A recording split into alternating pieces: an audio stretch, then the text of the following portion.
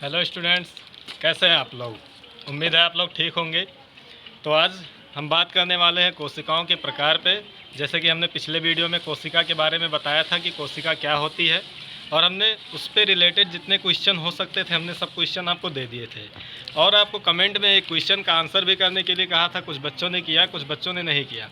अगर आप आंसर नहीं देंगे तो हमको कैसे क्लियर होगा कि आप पढ़ाई कर रहे हैं कि नहीं कर रहे हैं, या वीडियो हमारा सही बन रहा है कि नहीं बन रहा है। इसीलिए जो क्वेश्चंस आपको दिए जाए उसको आप ट्राई कीजिए और कमेंट में उसका आंसर ज़रूर दीजिए। अगर आपका आंसर सही रहता है तो अच्छी बात, नहीं सही रहता तो उसको आपका संशोधन किया जाएगा।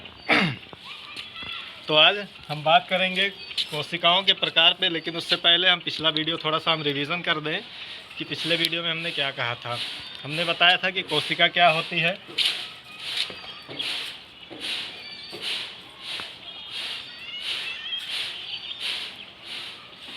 सेल किसे कहते हैं। कोशिका के बारे में हमने बताया था कि कोशिका कहते किसे हैं।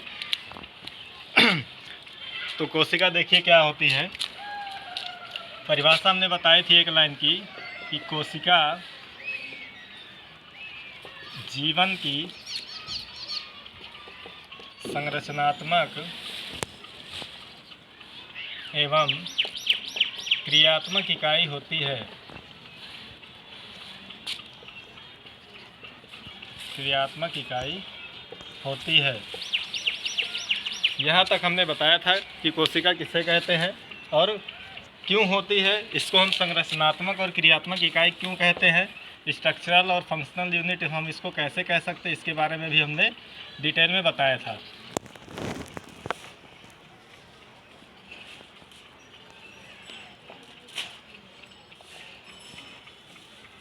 तो अगर आपने हमारा पिछला वीडियो नहीं देखा है तो आप पिछला वीडियो जो है देख लीजिए, ज़रूर देख लीजिए। उससे पहले भी हमने साइंस पे जो है 2 वीडियो डाल चुके हैं, बना चुके हैं। आप उस वीडियो को ज़रूर देखिए, तभी आपको वीडियो समझ में आएगा कि कौन सा टॉपिक चल रहा है और हम किन क्वेश्चंस की बात कर रहे हैं। अगर आपको बेसिक्स नहीं पता रहेगा तो आप जो है तैयारी अच्छे से नहीं कर पाएंगे। तो यहाँ तक हमने कोशिका के बारे में बताया था। आज हम बात करेंगे कोशिका के भाग। तो चलिए शुरू करते हैं। मेरा नाम है विपिन कुमार और आप लोग पढ़ रहे हैं हमारे चैनल बायोलॉजी सर में। अगर आपने हमारे चैनल को सब्सक्राइब नहीं किया है तो चैनल को आप सब्सक्राइब ज़रूर कर लीजिए। तो देखिए, आज हमको पढ़ना है कोशिका के प्रकार। कोशिका के प्रकार, types of cell. Types of cell.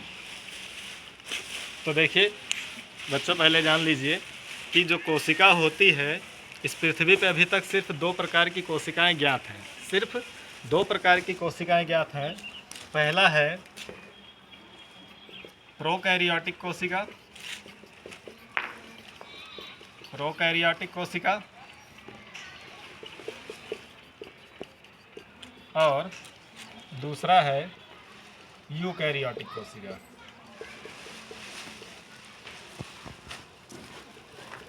Eukaryotic कोशिका। आप ध्यान से देखते चलिए और नोट्स भी बनाते चलिए, क्योंकि हमने क्या कहा था कि इन टॉपिक से रिलेटेड जो भी क्वेश्चन होगा लास्ट में हम क्वेश्चन दे देंगे प्रैक्टिस के लिए आपको।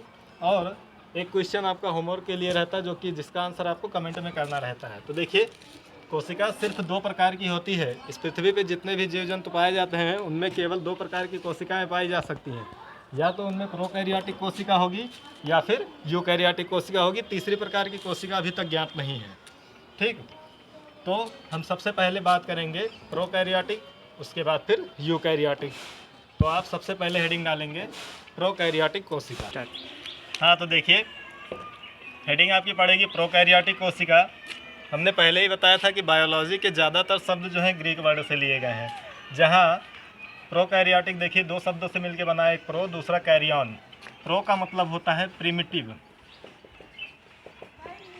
प्रिमिटिव, और कैरियन का मतलब होता है न्यूक्लियस। इसको कहा जाता है प्राथमिक, और न्यूक्लियस का मतलब होता है केंद्रक। तो देखिए, अगर नाम से आप स्पष्ट करना चाहेंगे तभी आपका स्पष्ट हो जाएगा कि प्रोकैरियोटिक कोशिका किसे कहते हैं। तो ऐसी कोशिका जिसमें प्राथमिक केंद्रक पाया जाए या अल्प विकसित केंद्रक पाया जाए वो कोशिका क्या कहलाती है? प्रोकैरियोटिक कोशिका कहलाती है। फिर से रिपीट, ऐसी कोशिका जिसमें प्राथमिक केंद्रक पाया जाता है, प्राथमिक या अल्प विकसित केंद्रक पाया जाता है,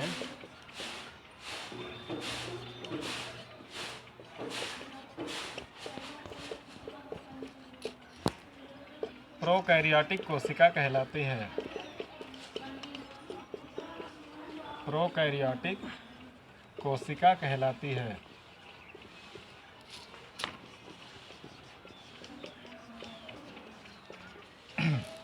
देखिए, जो केंद्रक है ये इसका एक कोशिकांग है, और ये भी जान लीजिए कि केंद्रक कोशिका की समस्त कार्य प्रणाली को नियंत्रित करता है। जैसे हमारे शरीर में तमाम ऐसे अंग हैं जो शरीर के अन्य अन्य क्रियाओं को क्या करते हैं? नियंत्रित करते हैं। उसी तरह से एक कोशिका का जो केंद्रक होता है वो कोशिका में होने वाली सभी क्रियाओं को क्या करता है? नियंत्रित करता है।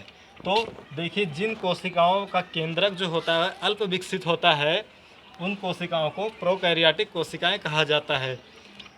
इसकी सबसे जो सामान्य विधि है पहचानने की कि केंद्रक जो होगा उस केंद्रक के ऊपर कोई भी आवरण नहीं होगा, कला विहीन होगा, उस केंद्रक पे कोई भी आवरण नहीं पाया जाएगा, वही क्या होगा? प्रोकैरियोटिक कोशिका होगा। जैसे अब देखिए, प्रोकैरियोटिक कोशिका किन में पाई जाती है? तो जीवाणु, जिसे बैक्टीरिया कहा जाता है, नीले हरे शैवाल, कुछ नीले हरे शैवालों में जिनको ब्लू ग्रीन एल्गी कहा जाता है। Blue green algae. तो देखिए, प्रोकैरियोटिक कोशिकाएं कहाँ कहाँ पाई जाती हैं? जीवाणुओं में और कुछ नीले हरे शैवालों में, ब्लू ग्रीन एल्गी में। अब देखिए, इनकी कुछ और पहचान है।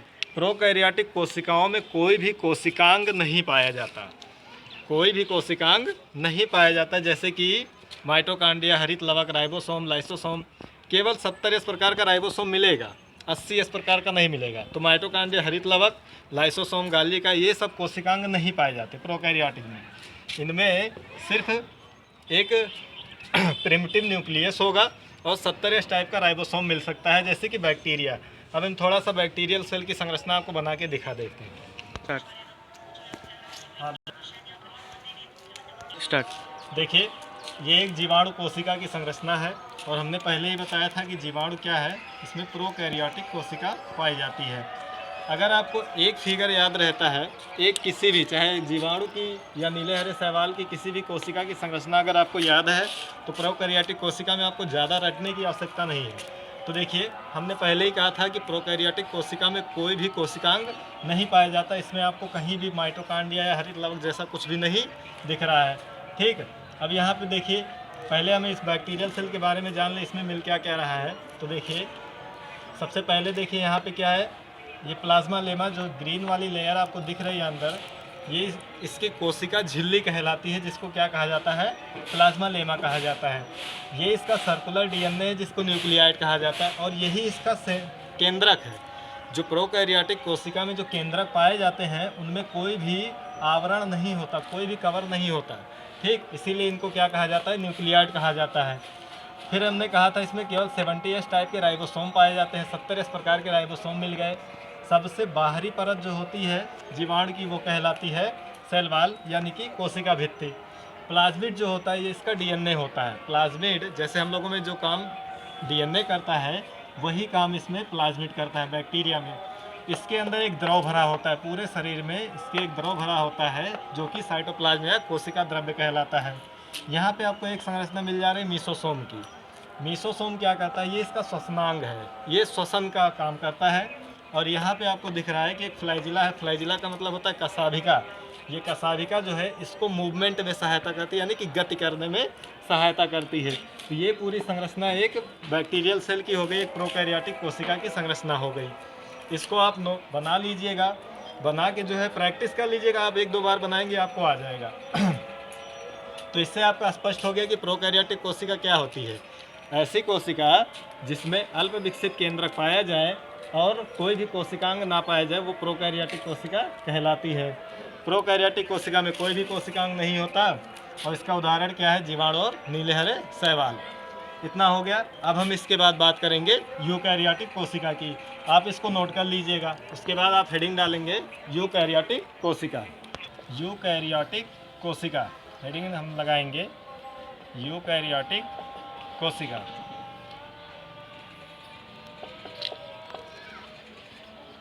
Eukaryotic cell. तो जैसा कि हमने पहले ही बताया था कि ये सब क्या है, ग्रीक वर्ड है, लिखा कुछ होता है, नाम उसका मतलब कुछ और होता है। तो देखिए यहाँ पे यू जो है, यू और कैरियन 2 वर्ड से मिलके बना है,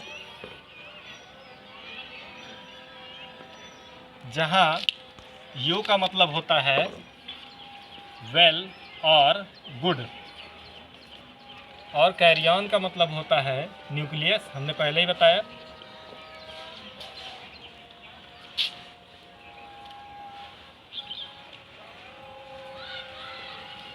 अब देखिए, वेल और गुड का मतलब होता है विकसित, विकसित या अच्छा, आप इसको कह सकते हैं, अच्छा और विकसित।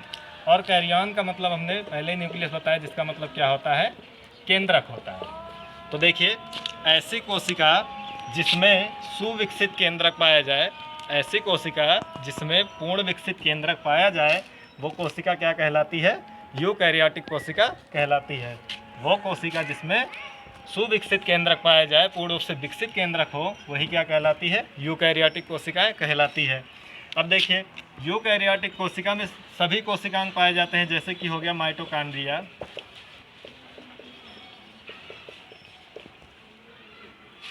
हरित लवक, राइबोसोम, लाइसोसोम, ईटीसी, सभी कोशिकांग पाए जाते हैं। अच्छा, आपके मन में डाउट चल रहा होगा कि आखिर ये कोशिकांग होता क्या है। तो कोशिकांग कोशिका का भाग होता है। जैसे हमारे शरीर में हाथ, पैर, नाक सब है, ये सब क्या है, अंग है। उसी तरह से कोशिका के भी ये सब क्या है, सभी पार्ट हैं, उसके सभी भाग हैं। तो ये सब कोशिकांग कहलाते हैं। आगे के वीडियो सभी पे जो है अलग अलग वीडियो बनाए जाएंगी, क्योंकि इनका टॉपिक थोड़ा थोड़ा लंबा है।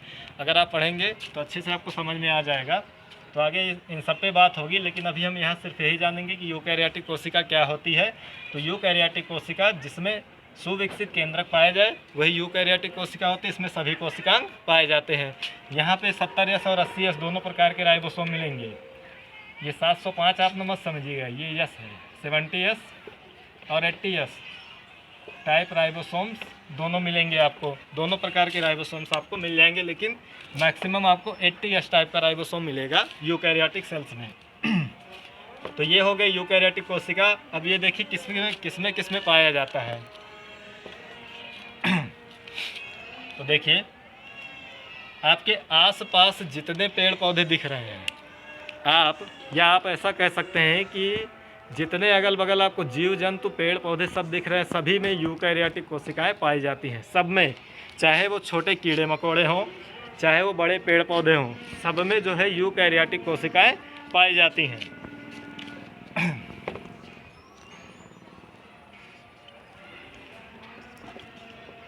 पेड़ पौधे, विकसित जंतु,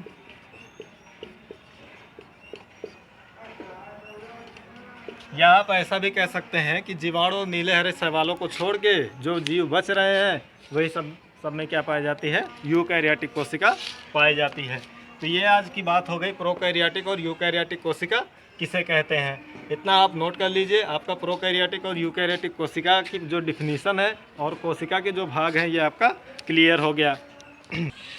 हाँ तो बच्चों देखिए, अब हम बात करेंगे कि यूकैरियोटिक और प्रोकैरियोटिक कोशिका में क्या अंतर होती है। देखिए, अगर आप डिफिनीसन बता देते हैं तभी अंतर हो जाती है। थोड़ा सा हम कुछ अंतर देख लेते हैं तो देखिए हम डिफिनीसन से ही चलेंगे, कुछ आपको अलग नहीं मिलना है। नहीं कभी कभी हो जाता है, बच्चे बोलते हैं सर अंतर बता दीजिए, अंतर कुछ नहीं होता। आप डिफिनीसन जो है, डिफिनीसन आप देख लीजिए, डिफिनीसन ही बता दीजिए, वही उसका अंतर हो गया। तो देखिए यूकैरियोटिक में हमने सबसे पहले बताया कि इसमें पूर्ण विकसित केंद्रक पाया जाता है। पूर्ण विकसित केंद्रक उपस्थित होता है या पाया जाता है। पहला पॉइंट ये रहेगा कि यूकैरियोटिक कोशिका में पूर्ण विकसित केंद्रक उपस्थित या पाया जाता है। इसमें प्रारंभिक केंद्रक पाया जाता है। प्रारंभिक या अल्प विकसित केंद्रक पाया जाता है।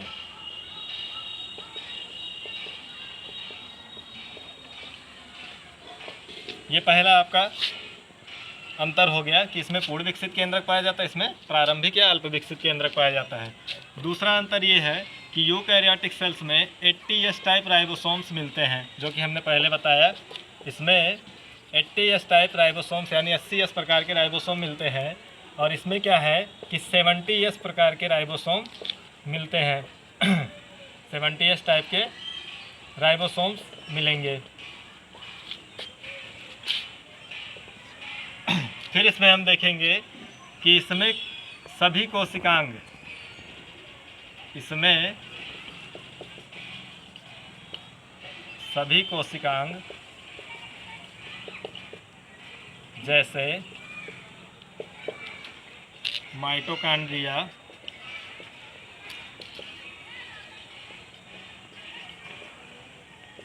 हरित लवक, राइबोसोम।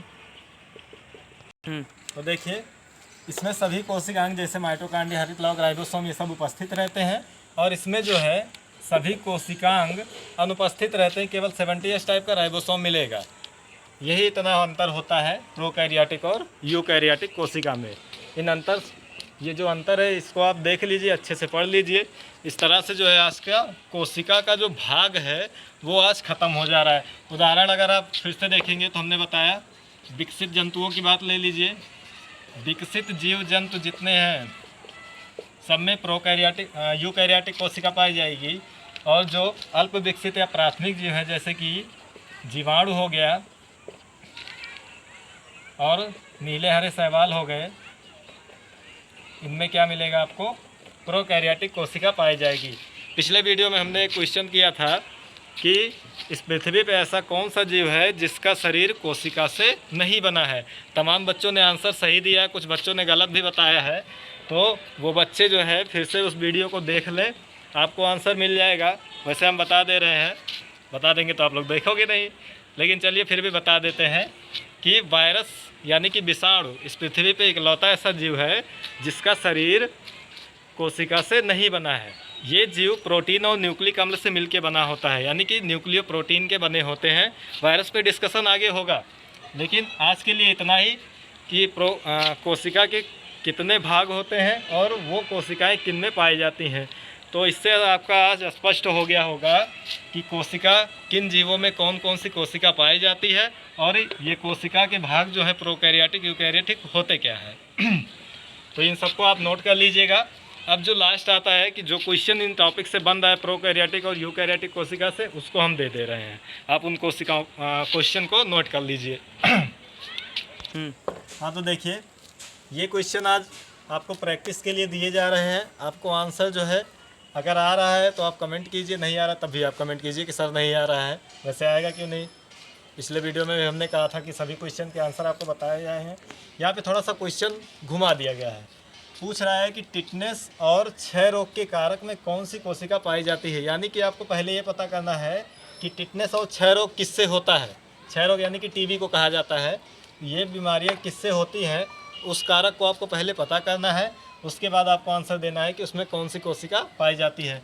दूसरा क्वेश्चन है अल्प विकसित केंद्रक वाली कोशिकाएं कौन सी होती हैं, यानी कि किन कोशिकाओं में अल्प विकसित केंद्रक पाया जाता है।